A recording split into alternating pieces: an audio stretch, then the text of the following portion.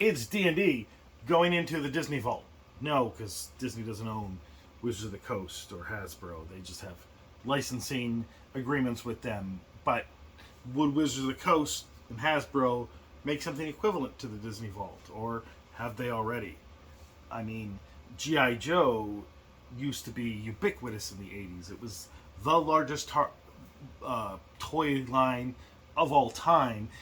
You could see just in the 80s in toy stores or department stores or retail, just, a whole wall rack of GI Joe toys. And yeah, Transformers, they did well too, and Star Wars was huge as well, but no one took up the space that GI Joe did.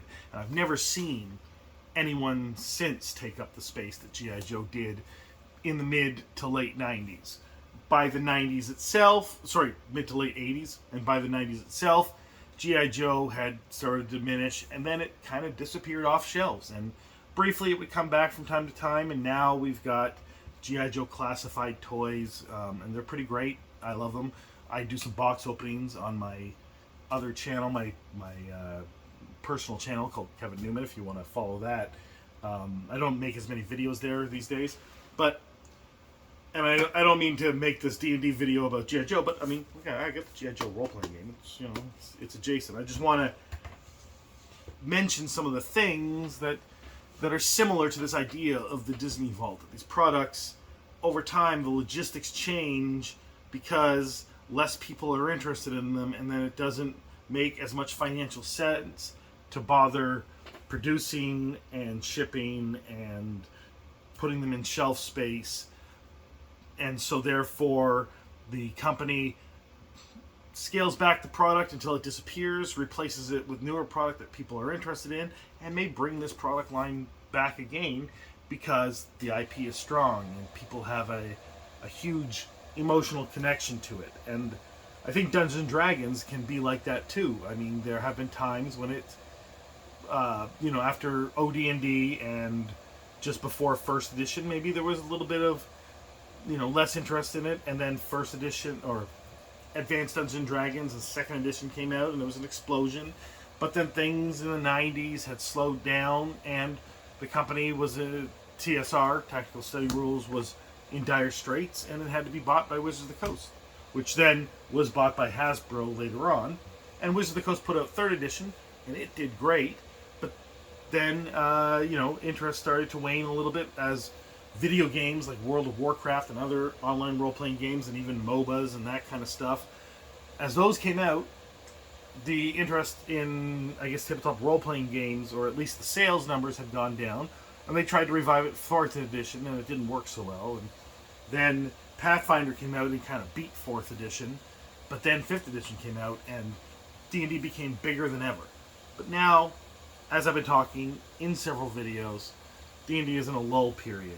And they've got a new president, and he's got a new outlook. I don't think he's been specific about what he's planning to do, other than a lot of licensing. But that also suggests, if you're focusing on licensing and you didn't even mention what you're going to be producing, maybe you're not really producing anything. Maybe Dungeons and Dragons is going into the WotC Vault, and maybe it'll emerge again when demand or excitement has increased, and we don't know when that is. So I think that's where we're at. Or maybe we get like a few books a year. I mean, they've mentioned the books that they're putting out, and they have been putting books out, but they don't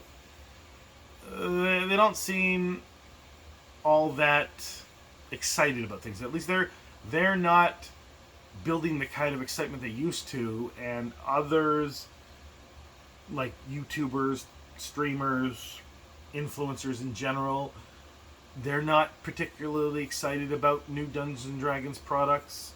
And I think this is across the board for tabletop role-playing games. However well Daggerheart is doing, and however well Draw Steel will do, and other role-playing games that have come out lately, or even older role-playing games that have been renewed, that kind of stuff, I think that the industry itself is in a bit of a slump.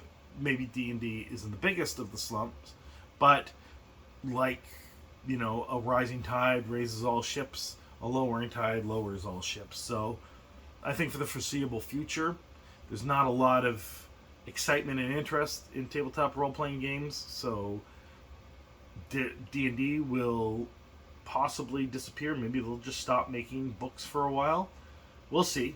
They've said they're putting out some starter sets and a Stranger Things set.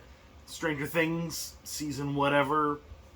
I am not a big fan of Stranger Things. I don't watch it, but it comes out and then it's in two halves or whatever. So maybe they'll capitalize on that. But then Stranger Things is done, and then that's really been the only driving influence for a while now is people's love of Stranger Things, and that goes away, and the core audience for Dungeons & Dragons stays around. But we've got our books, we can play our games, we can talk about it on YouTube and maybe get less views for doing so. We can talk about the things you can do to improve your game and that kind of stuff, but it's not going to be like it was in 2018, 2019. And I think at least they're not putting us into the vault. At least we're not going away. At least your favorite D&D YouTuber is still making content, whether they're making content specifically about Dungeons & Dragons, or like a lot of them have become more system agnostic.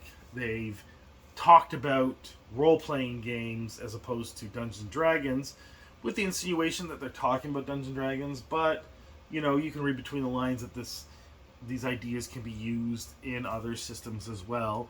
And some of them are outright talking about the other systems, and maybe some of them have completely moved to the other systems, and maybe you've moved with them.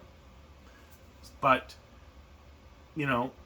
at some point, the vault will open and we'll get D&D again because people will be excited about it again, but we're just not in that time period. So there's other role-playing games to check out. So I'm checking out G.I. Joe, because I really like G.I. Joe. I didn't get the Transformers role-playing game, and I'm not really that interested in other fantasy role-playing games because D&D covers that for me. But when it comes to things that D&D can't do, like G.I. Joe or like Cyberpunk, or like GURPS, or I don't know. There's the Cthulhu role-playing game. Although I'm not that interested in Cthulhu, but if I was going to play Cthulhu thing, I'm not really going to go to Dungeons & Dragons for that. And there's lots of other types of role-playing games that are fun. My favorite role-playing game of all time is Teenage Mutant Ninja Turtles and All Other Strangeness. And they had a Kickstarter. I don't think I ended up backing it because I got the original book, and it didn't look like it was bringing anything that I was necessarily interested in. But anyway, let me know what your favorite role-playing game is and what role-playing game you want to see brought back, or whether you think there's a ascendant role-playing game that's going to eclipse Dungeons & Dragons, or you think that I'm wrong about Dungeons & Dragons going to a new vault, or that it's not in a lull and I'm just misreading the tea leaves. Let me know in the comments below. Have a good day.